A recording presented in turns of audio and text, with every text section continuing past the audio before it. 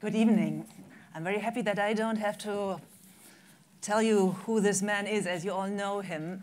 I'm just going to tell you very briefly that I'm very proud that I can talk to him and with him tonight, because I remember him as one of the people, when I worked as a correspondent in Brussels, one of the people that made us believe that Europe still can better itself, can do better on foreign policy, it can do better on other issues. And tonight we will talk about foreign policy. Obviously, with this man, you can't not talk about foreign policy. But before doing this, we will talk about elections. This is why we're here. We will talk about Europe. Javier, when you think about Europe, what's your state of mind? What's your state of feeling? Is it despair? Is it hope? What is it? Do you think at all about Europe? Well, let me start by thanking the Hertie School for inviting me. I'm very happy to be attached to the school. Well, let me start by saying that I'm a European by family, by education. So I feel very deep the European values and what we have seen. I come from a country that was not in the early group that the founding fathers of the European Union, because my country was in a dictatorship at that time. And we couldn't enter into the European Union, being a very pro-European country, until later on when the Franco regime disappeared.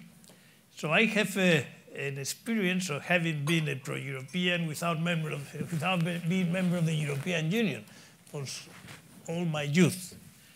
And when I look at Europe, I look at a Europe that for me was absolutely fundamental for my life.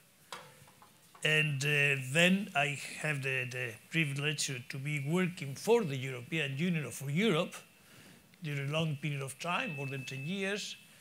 And I think, and I thought at that moment, that a lot of things could be done from the European Union, and the European Union continues to be one of the most beautiful buildings of political nature that have been created since the Second Great War.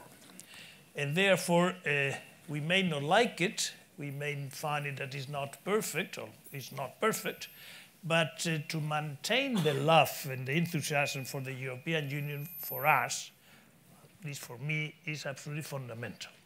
Now, am I very happy with the European Union of today? I'm not. Am I happy with the way in which the difficult years, last 5 years of the crisis, has been handled? I'm not. But it doesn't mean that I am not going to continue supporting, because I am not 100% in agreement with everything that is done in the European Union. And I think if you expect to have an agreement of 100% of what the European Union does, you will never find love for Europe for it. Because you have to love Europe with the perfections, with the good things that are good, and the things that have to be done better. And let me start by saying that I think today, it will be open a new period of the European Union. And it will be done in a very dramatic manner for two reasons. One, because we are coming of one of the outs, let's hope that we are coming out, from one of the most difficult periods of the history of the European Union. We never have had a crisis of the depth and of the length of the one we are beginning to see the end. Number question, we are coming out, beginning to come out of that situation, which is very, very hard. We have led many wounded people in the journey, and many frustrations, and many efforts from many people in different countries. So I think from today we are opening a new chapter that may bring us out of this situation. And the second... Let's stick with the crisis just for 1 second. Were there one moment during this crisis when you thought this whole thing will break up? This is over? Well, I have my historical moments. I was still in office in 2000. I left office in 2009. So I had still the year 2008 and 2009, in which I was still have some responsibilities. In 2008, the night the Lehman Brothers broke, I happened to be in Washington.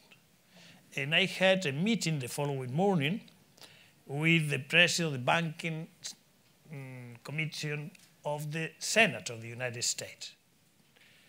And I thought that he would have canceled the meeting after what happened that very night. And when I went in the morning to have breakfast with him, he was still without tie and a night without sleep, trying to get together the best minds in Washington to see how they could stop some of the consequences of the Lehman Brothers. And he told me what the Secretary of Treasury and Governor of the Bank of the Federal Reserve have told them at midnight the day before. And I was so impressed when they said, well, the phrase that they used was, this is a melting down of the global economy. And you can imagine how it was to receive that sentiment. When we in Europe at that time, we thought that maybe we could be uncoupled from the American crisis. And up to well entering into late 2008, 2009, we thought that we could have uncoupled of course, that was a dream. The global world, you cannot uncouple two economies, which are the bigger economies in the world. But it still was here a sentiment here in Brussels, a sentiment that could be uncoupled. Now, I thought at some moments in which, particularly when the Greece crisis and the time that it took to face the Greek crisis. And there are responsibilities here in Berlin and in other places, but there are responsibilities why it took so long not to face the problem of Greece, that it had consequences. That was the most difficult moment to my mind. So these weeks that we were waiting. Those weeks were terrible. With, I think it was a month in which we had 10 European Council summits. So really we were in a very difficult situation. Then we got out of that dramatic situation, and we had, and we're still living off, of a phrase that came from the lips of Mr. Draghi, the president of the central bank, when he said, we will do everything, whatever is necessary to defend the euro. And that was all the firework that we had, that phrase. And that phrase was taken seriously by the markets, and sometimes a credible phrase that gives the sentiment that the support behind the crisis exists is better than putting of pouring money into the system. And we are living still out of that beautiful phrase. But in which stage are we actually today? Are we almost over the crisis? Would you say this election mark a point where... I think we can say that the crisis is over, the crisis, not the recovery. And the risk that we have today is that to return to a path of growth that will resolve fundamentally the questions which are more serious for the citizens of Europe, which is unemployment, and in particular, I will underline youth unemployment, it will take time. And the thing we have to prevent is that to enter into a situation that Japan lived. You can't get out of the crisis, and your level of growth is practically very low for a long period of time. We have to prevent, to avoid that situation at the outcome of the crisis in the European Union. It's very early to have interpretations of the outcome of those elections that we are just going through, or that some countries are still going through. Some countries still, people are still able to vote. But we just got the election outcome, the first outcomes in Germany. Do you have any early interpretation of what we see in the polls? I've seen very superficially the data when I came here. My interpretation is that the two biggest parties are more or less equal. I mean, they have increased one, decreased the other, but the contribution of the two to the European Parliament is basically the same that they had 5 years ago. And then I've seen the Liberals going very much lower, so they will be decrease in the members of the Liberal Party. The Greens are more or less equal. And then the new party, which has entered in the parliament with 6.7 or 6.8, which is something new. Let's see how that works into the dynamics of the European Parliament and the dynamics also nationally, because for you it's also something new. What's your assumption? We will probably have Eurosceptic parties in most of the European countries. Nevertheless, it will be the traditional parties in apparently many of those countries that will win the big majorities. Well, I think that the parties which will be pro-Europeans will continue to be collectively a broad majority of the parliament. But also the parties will be anti-European or not so pro-European, let's put it that way, they will increase their representation. So the thing to do is to maintain these parties which are outside the pro-European mainstream, not to allow them to limit or to perturb or to disturb the capacity of the parliament to work. So the parliament, the European Parliament, we forget it, but it's a co-deciding body.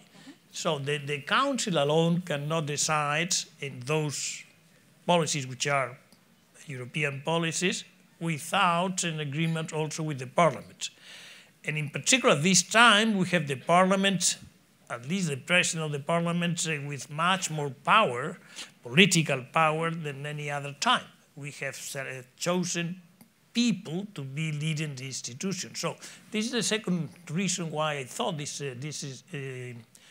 elections are important, not only because we had to open a new page and face the future, supposing that we are almost out of the crisis, but also because the structure, the political structures of this election changed the nature of the European Parliament in a way. But in a way, there are two possibilities of interpretation of those results. The one is the danger is over because after the worst crisis that we have faced in Europe so far, the radical parties are still minorities. The other way to interpret the outcome is to say, look, the danger is growing because those parties are as strong as they have never been before. So which way?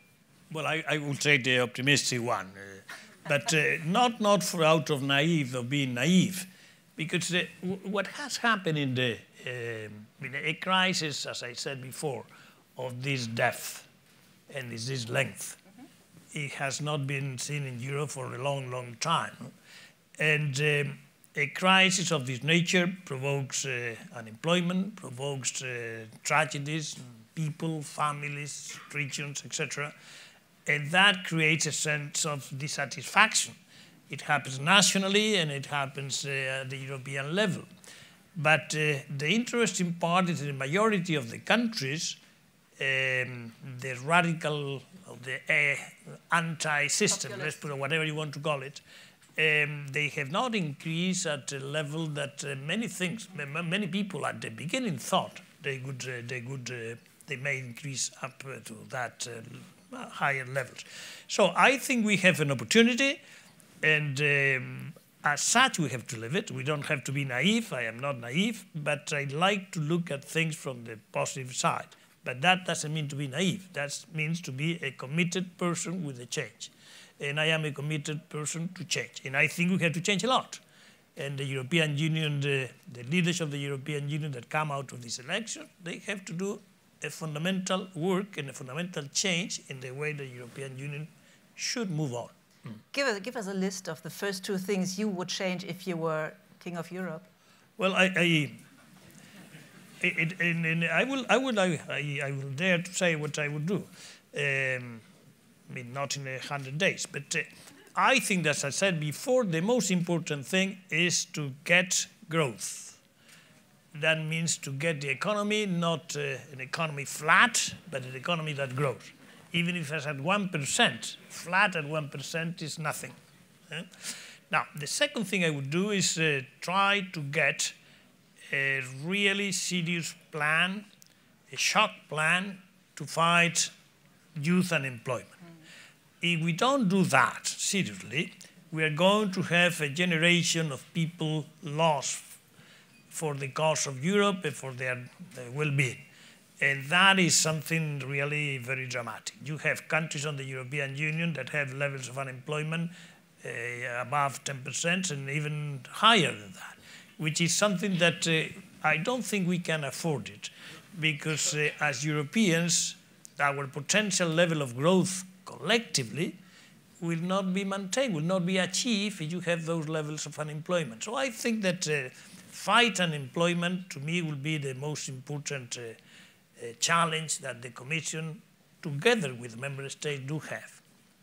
Now, on top of that, we have to finish the structures of the financial sector. We have done a lot of things, two in particular very good, the stability arrangements, and then the banking union. But these, which goes in the right direction, they have to be finished.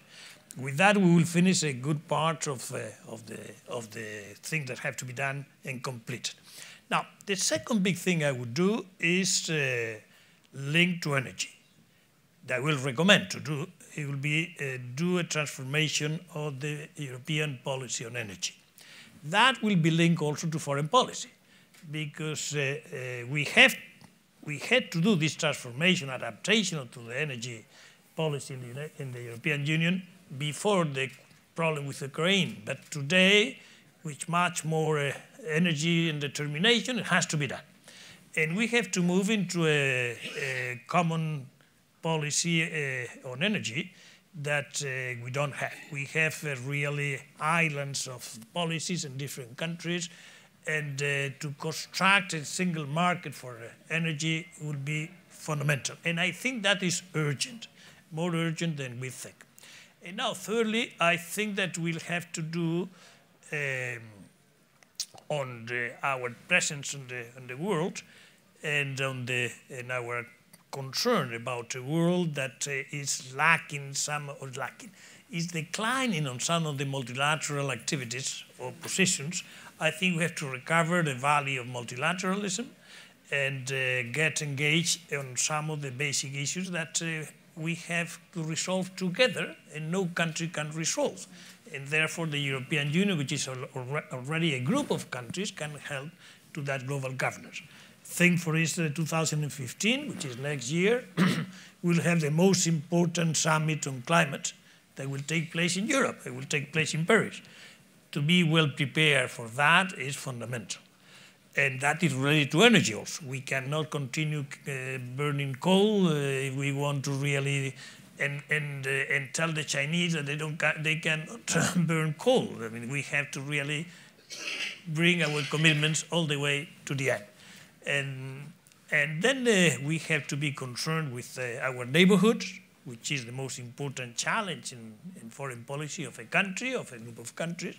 And we have two neighborhoods and a half, let's put it that way. We have the East, and we have to tackle the questions related to Russia. Let's stick with the... But you have the South, with all the Mediterranean, in which some important things are taking place. And then we have the idea that by being interdependent, you are neighbor of everybody. Everybody are neighbors in this globalized world. And we have problems related to that. I mentioned climate change, but we can mention many others, which can be resolved only if we take that seriously collectively. Let's stick with the East for a second, because when many people like me who watched the elections and the battles between the candidates were at the same time watching the Ukraine and what was happening there, and we felt a certain disconnect. So there was Europe talking about social policy, talking about banking union, and there was the Ukraine fighting for freedom. Why didn't we get those things together in a better way, or did we? Did Europe do well the way it dealt with the Ukraine? Let me put it from a historical perspective. I think Europe has dealt with Ukraine in a very, very open and generous manner. Remember that 10 years ago, 2004, 10 years ago, we had in Ukraine an orange revolution. That orange revolution 10 years ago was resolved by the Europeans. Remember what it was an election that was supposed to be manipulated, had to be changed, and the result to repeat the elections, and it was a big mess with the Russians also. And I have to tell you, I signed that agreement with Mr. Chernomyrdin, at that time ex-prime minister of Russia. And it was not easy. And we put on the political, they put at the political, I mean, the people from Ukraine put on the political leadership Yulia Tymoshenko as prime minister and Viktor Yushchenko as president. And they were part of the one party that was supposed to take this country all the way to real democratic institutions, etc. And you know what happened in the journey? They began to fight among the two, and it was, these 10 years for me had been a pain, really. Suffered a lot because I was very engaged with them, but that doesn't justify the situation of today. The situation of today has to be condemned because what Russia has done is intolerable. But the most important thing we have to do now is to construct or to help to have an Ukraine which has capabilities to govern themselves, which they don't have now, and they have a very, very dramatic economic situation, and they cannot afford to go back into the disaster that was the years after 2004. What does this mean in concrete? What should we do and what should we not do? Well, I think we have to do two things. One for Ukraine, which is to help them economically. We don't have the capacity to solve the situation. Is too difficult to be resolved only by us. Therefore, we need others. Others may be United States and other countries, or maybe institutionally by the IMF. We have a difficulty added with the IMF that the conditions or preconditions that the IMF put into the countries to loan are very strict. And in the present conditions of Ukraine, I think that to do those reforms at the rhythm that the IMF is going to ask is going to be very difficult. So the best thing would be to create a fund for Ukraine, which is supported by all the countries that want to contribute, and get at the same time the IMF engaged. Now, this is the most important. The second thing for us Europeans is to help them to construct the instruments of governance of the country better. The Ukraine didn't have political parties which were mature. The people that one day were in the party and the next day were another party was common in the country. In a way, this is a country which still has oligarchs, like we have oligarchs in Russia, but Ukraine doesn't have gas and oil, and Russia does. So it's a big difference between these two things, because one has this oligarchic society structure, which is very bad. But when you have it with gas, you can afford it. But when you don't have gas, you cannot afford it. So they have to organize their own country to do. Now, and thirdly, we have to maintain the position that we have taken with Russia, which is sanctions, which is making them understand that this is not part of the rules of the game, and but at the same time maintain contacts with Russia, because the dialogue with Russia is fundamental to resolve these problems that we have in our continent. Would you actually argue we have done well in the way we behaved concerning Russia? Some people say we have been too weak, others say... I think that, well, I've seen people saying that too weak, and demonstrations in Berlin saying that was too tough. I saw it in YouTube yesterday. No? So it's difference of opinion here. What I think that, let me put in value some of the things that have been done to my mind well. I was in Davos at the beginning of the crisis, and we had the first debate about Ukraine there. I was part of the debate, the group of the debater, with another personality which played a very important role in Ukraine, which has been the ex-president of Poland. Alexander Waniewski has been a real, very important player, and continues to be. And at that time, we asked already, it was still the end of January, beginning of February, we asked for a new government. That government government Yanukovych was not sufficient. They had to get to a unity agreement, unity government. And remember that not long after that, 3 ministers of the European Union, including the minister for your own country, they went there and they signed an agreement that never was implemented, but an agreement that was really the essence of what had to be done at the time, and probably has to be done still today, which is a unity government. Well, now there are elections, so they will come out after the elections.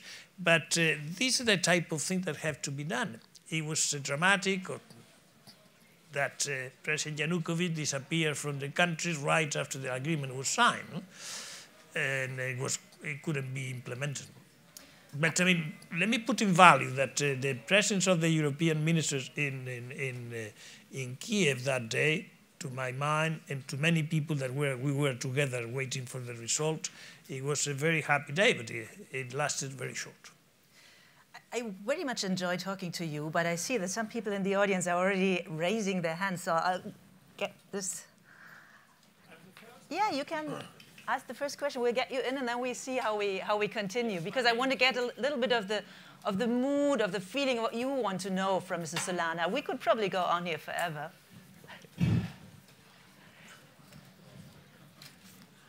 My name is Olaf Schwenke, former Member of Parliament, of European Parliament. And my question would be very simple. What do you think would be the first step for the new president of the Commission in cooperation with the Parliament for the future? In cooperation with the Parliament? With the Parliament, yes. Well, the first thing that, I'm sorry, but the first thing they has to do is get elected. By the Parliament. By the Parliament. And then he has to begin to select, the most important thing he has to do is to select the members of the Commission. And for that, he needs a good agreement with the Parliament. Every single member of the Commission has to be accepted. I know. Well, but this is, sometimes we forget that the countries may present one candidate and be not accepted by the Parliament. What should be the first step in view of the future of the European Union? The first step. The first step. The aim of it. The aim of it. I think, as I said, it will have to be something pertaining to youth unemployment. Mrs. Solana, by the way, do you have any bets? Who's going to be the next president of the Commission? I hope there will be somebody which is on the names that have been running for the election. That will be the best thing. If it's in the Parliament, the majorities are difficult to be formed, then I would know how will be the coalitions within the Parliament. But I think we have done a campaign saying that. It will be very bad that at the end that is not complied with. So you would say if it is not going to be Mr. Juncker or Mr. Schulz, the German, it will be a bad sign because it will show that the heads of state do not take seriously. Unless the majority in the Parliament they don't support any of the two. Huh? But that will be already the elected people. But I think that, I mean, to tell you the truth, I think that if we are intelligent, I hope they will, the Council is going to be meeting the day after tomorrow, if I'm not mistaken. And they're going to take a look at the 5 years, and they will begin to talk about how to handle this question. I think that the conversation between the Parliament and the Council has to be also intense of some of the things or demands, suggestions that the Council may do to the Commission in the way they organize themselves. I think, to tell you the truth, we have now 27 countries in the European Union. 28, I'm sorry. It's a point, of course, it's true, 28. Okay, that is my point. I go in that direction. So 28 portfolios don't exist for any government. So therefore, we will have to see how the Commission can be organized in clusters or groups of commissioners with that will be much more efficient in their work mechanism, their work forms. I think that one of the things we need is really a very efficient Commission with leadership, and for that, it will be very important the way they organize themselves. I've never been member of the Commission, so I don't know how it works. I was always on the part of the Council, but I have dealt a lot with the President of the Commission because we had to do many things together.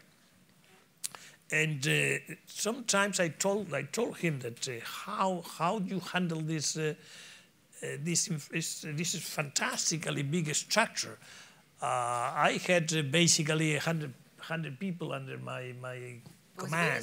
Very small, very flexible. We could do things very rapidly. And that would allow us to deploy forces outside, no? Because we have the flexibility. And that level of flexibility, I think that people are expecting that the Commission will have. And how the Commission is organized, I think, will be very important. Now, this is very bureaucratic, but it's very important. I would actually like to give some of the students the chance to ask this, sir, some of the questions you are really thinking about. I wonder a little bit whether we continue debating about the Commission, the elections, or rather go into the direction of foreign policy. What are the things that are on your mind? There is somebody far in the back. Hi, hello. Yesterday there was the Champions League final, and there were two Spanish teams playing. And Okay. and the Wall Street Journal's weekend edition of this weekend said that depending on which team would win, the Spaniards could turn out in the vote differently. Because Real Madrid is a little bit of Partido Popular, and Atletico is of the Socialist Party, as a tendency. So my question is twofold. First, which one did you support? And second, do you think this is actually a factor? So that, depending on who wins, the election turnout will be different? No. I mean, the Real Madrid and Atletico have been playing for I don't know how many years. Atletico Madrid was before in the 90s was born, and the Real Madrid was born a little bit after that. So it was a classical teams. No, it will not have any. But the description of Social Democrats and Popular Party mixed one together with the Real Madrid and the other with the Atletico Madrid is not quite correct. There's affiliations in the sport are not the same than affiliation politically. And this is very true. Now, I watched the game, I enjoyed the game, but to tell you the truth, I am more for the Barcelona. But don't tell anybody, because I was born in Madrid, so imagine if that is known. That means against Madrid, right? Thanks a lot for the question. Now we're coming to the real secrets of Javier Solana. Any other question there in the back? Maybe the young lady, and then... Oh, no, there was somebody standing over there, and then I'll come to you. Oh, yeah. Yes. Thank you. I was wondering, do you think if Euro-skeptical parties gain a lot of votes today, do you think it will have an impact on European foreign policy, and what impact in terms of maybe its involvement in the Ukraine crisis or any projects that it was going to bring further? Okay, the answer is yes. How much? I hope that little, but they will like very much to have impact. I don't have to tell you that the statements, for instance, from Madame Le Pen about Putin has been very significant, saying that he will find more understanding with Mr. Putin, with the Commission, or with the Brussels. No? So you can imagine that she's not going to be a lover of the Commission or Brussels. I think that they will have influence, and they will try to put difficulties in some foreign policy positions. Russia may be one. Others may be other places. Maybe Africa, or maybe human rights, maybe others. But I think that they will try to be active on those matters.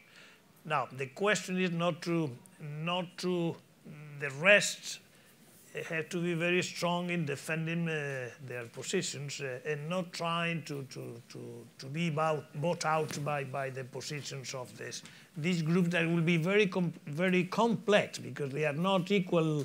They don't have the same ideas on every issue, but if they get together in all the minorities, they can have a significant influence if the other groups do not maintain their positions with intensity and with determination. I'm worried about that. There was a question, two questions actually in the front row. And you got the microphone. Oh, sorry. Okay. Anne Rentschmidt, German Red Cross. I have a question regarding migration policy. As we've seen, I mean, all the tragedies with the boat refugees and increasing migration generally, globally, my question to you would be, how exactly do you see the role of European foreign policy in this sector? Since we all saw, I mean, it's moving from being a subject of justice and home affairs, freedom, security only, but becoming more and more also a foreign policy subject. So where exactly do you see that, and how do you see the role of European Union foreign policy there, and what would be your ideas or concrete steps in that regard? Okay. Now, I'm not, I never dealt with responsibility on those topics, but I'll tell you what I would suggest. Well, first, in some members of the European Union, and the more developed ones, the more better GDP per capita, they have a sentiment that also the migration comes from other countries of from the European Union. And let me put two questions on that. First, remember that the referendum that whereby France voted no to the Constitution of the European Union, remember what was the slogan? The plumber from Poland is coming. As you know very well, the plumber from Poland never arrived.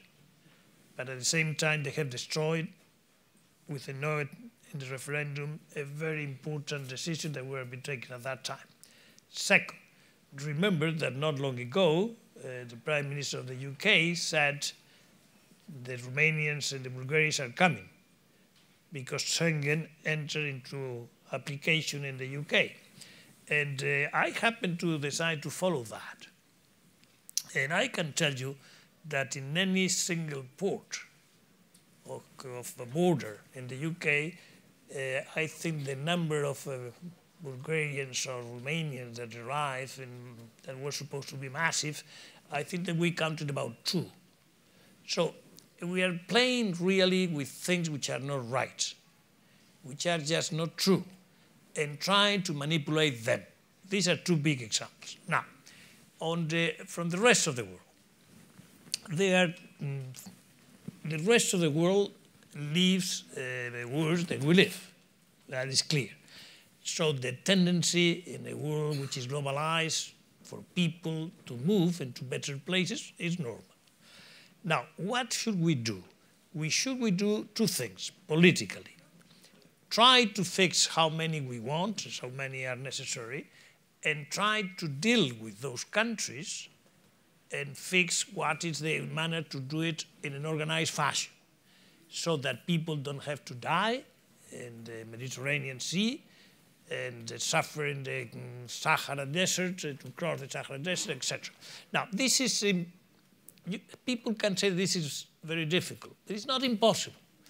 I tell you my experience from my own country. I have been in the government of my own country for some time, and I have seen the moments in which we thought that to stop migration was almost impossible. And I can tell you that we declined the illegal migration to levels that were absolutely sensible. And it was a very active policy of the country, not of the European Union, the country with the countries that were the ones who sent the most of them politically to get agreements of cooperation.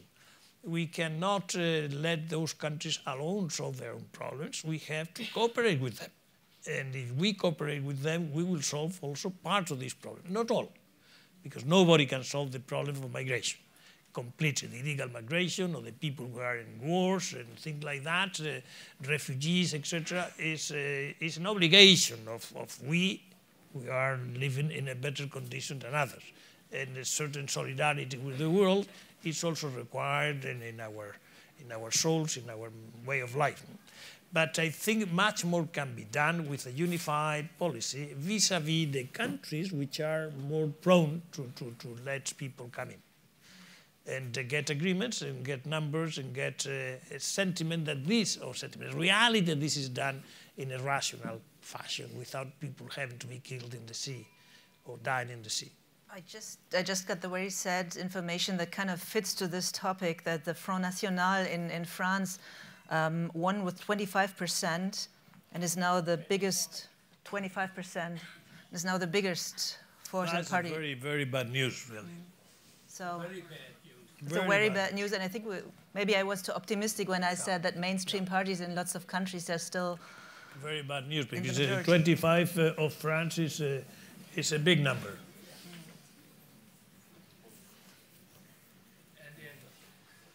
Austria?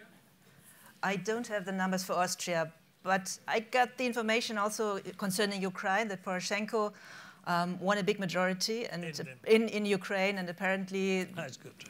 That's good. I don't have the numbers right now. But I think Poroshenko will get a majority that will. You probably know the conversation that took place last night between the Chancellor and the President of France with Putin.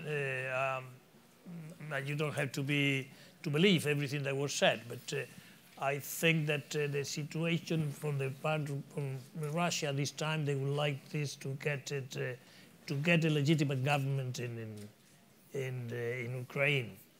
That doesn't mean that they will not mingle again with the south and the east, southeast, but they would like to have an interlocutor in Ukraine elected. So you would actually argue a slight optimism concerning Ukraine. Optimism, realism that this is not going to be resolved. Ukraine, Russia will do the utmost to get an Ukraine which is not completely stable for a long time, or for some time. But I think if they get a solid majority on the government of Ukraine, they will have to stop. Yeah. I would like to take those two questions in the back, and then the one that's left over. No, they're waking up. Hello, my name is Matthias Nellis. I'm non-affiliated today. I want to ask you two questions. One very quick one. What do you think about NATO redeployments to Eastern Europe? And second, a bit longer.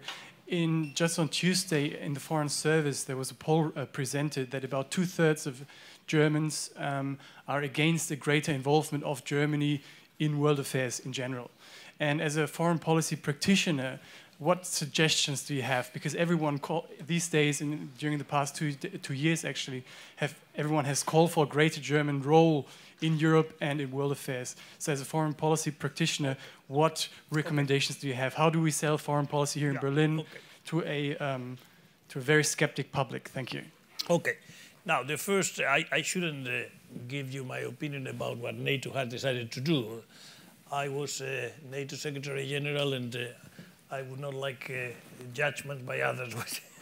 So I will keep it on myself, if you don't mind. Now, the second is more solid. Now, I think that Germany has responsibilities which are proportionate, or should be proportionate, to their weight in the European Union. Now, that doesn't mean that they have to lead everything and everywhere. But let me tell you something that I lived. I live not in this city, but in Munich. In Munich, in the month of September or October, no, it was September. Was the Munich conference was in September? February. I had a big impact when I listened to the President of the Republic speak about the role of Germany in the world.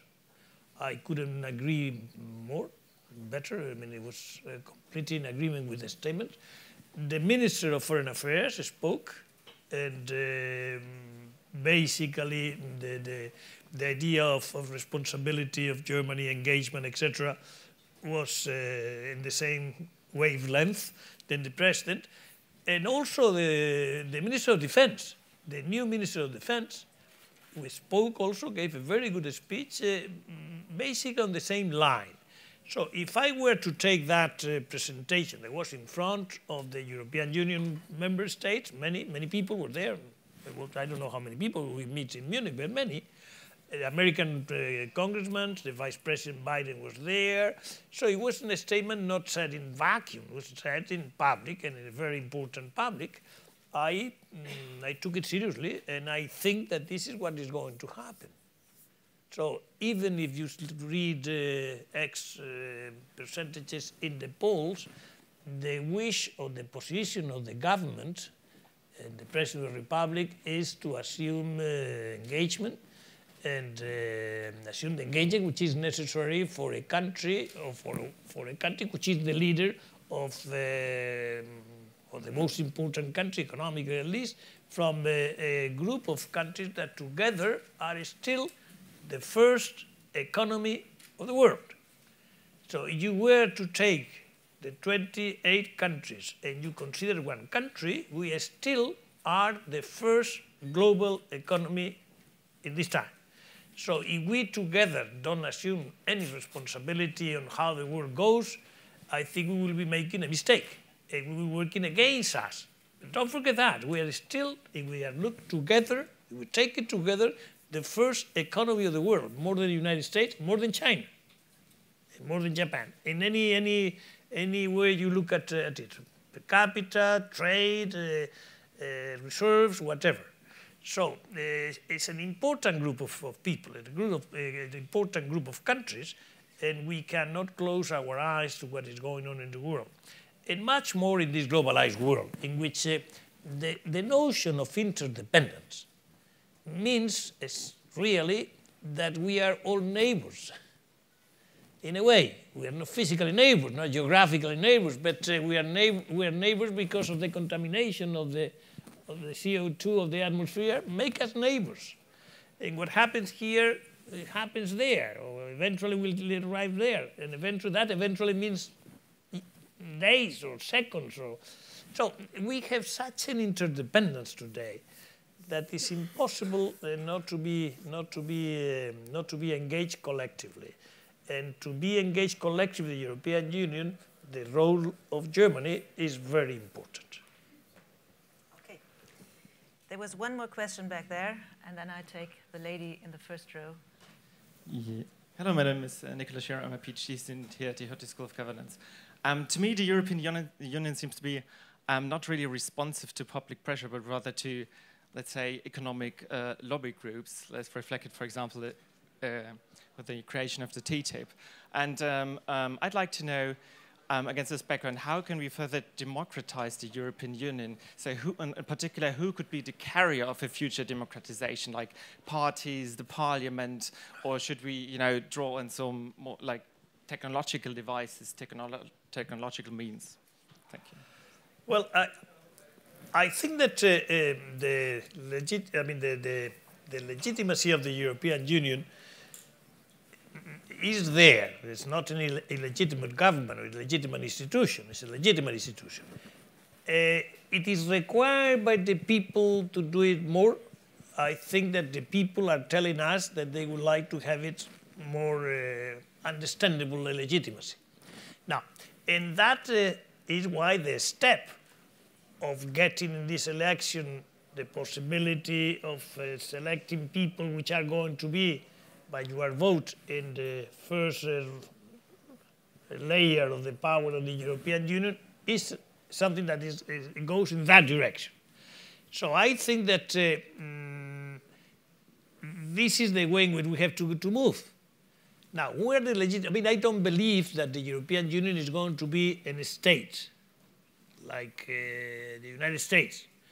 That is, we are not, we don't have vocation of being in a state. We have vocation to be something much more sophisticated than a state.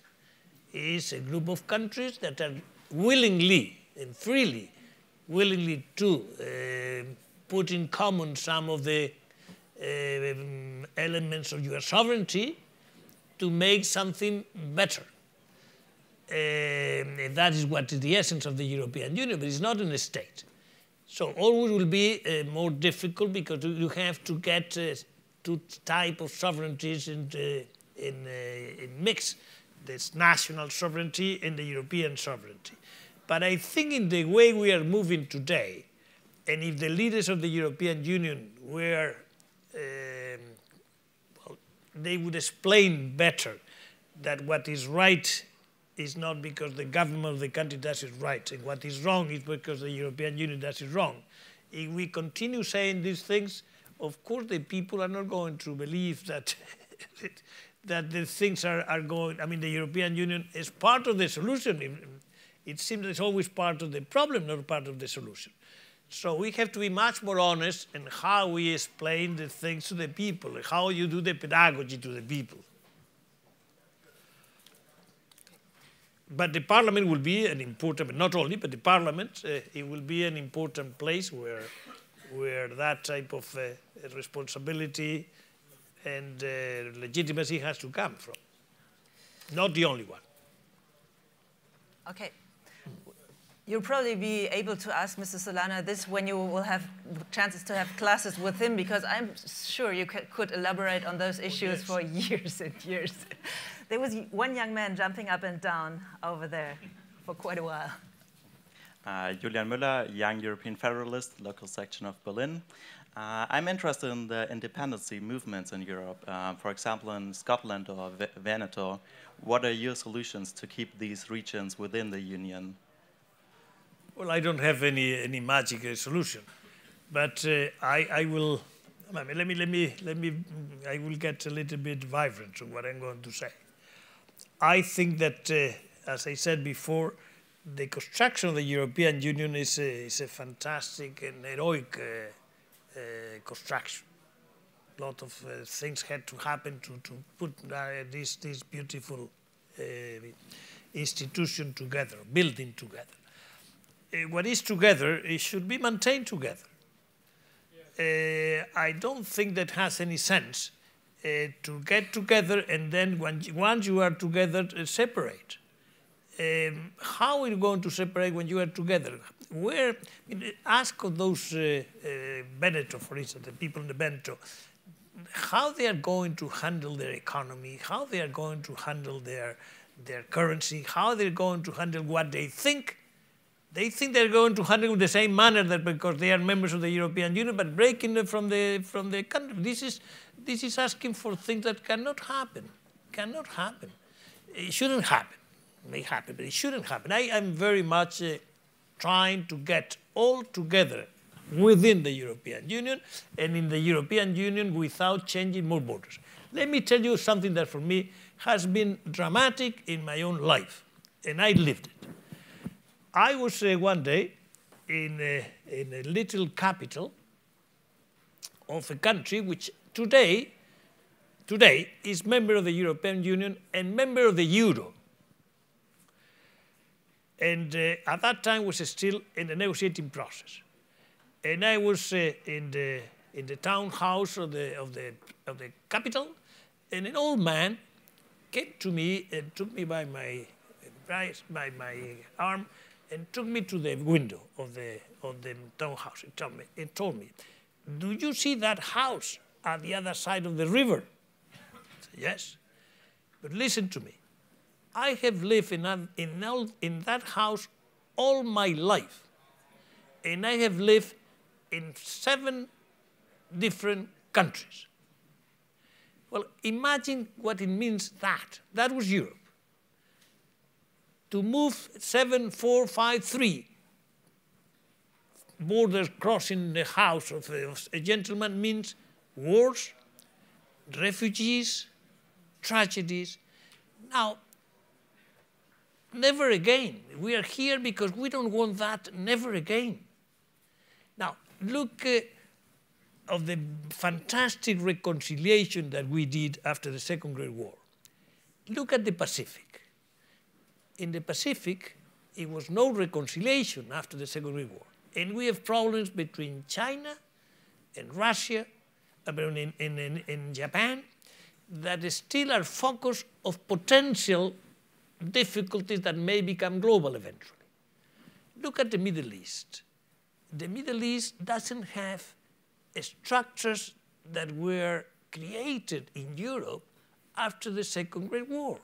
And they are still working, and working much better than any other place.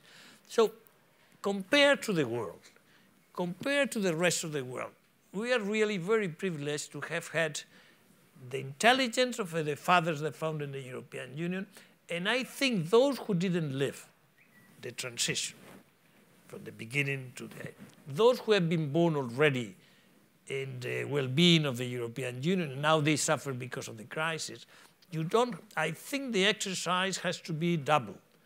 Recognize the difficulties of today, but recognize also what has been done, because otherwise this crisis would have been much more tragic.